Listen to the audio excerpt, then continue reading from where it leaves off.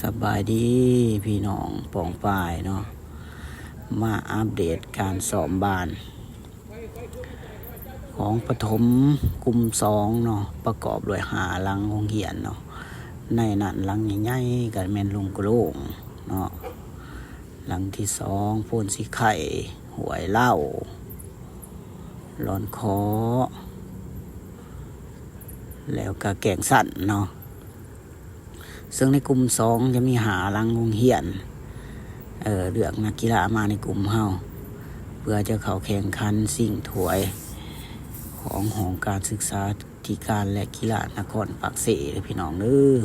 ซึ่งจะจัดขึ้นในเดือนที่3นี้เนาะการฝึกซ้อมของ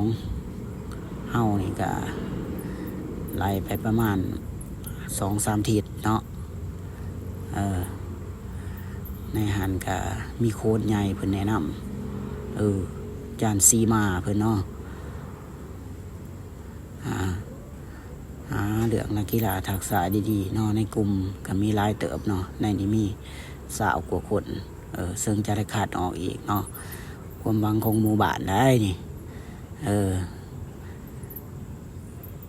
ซึ่งเฮาจะเฮ็ดให้ดีที่สุดเนาะสิออกมาเป็นแนวใดก็อย่า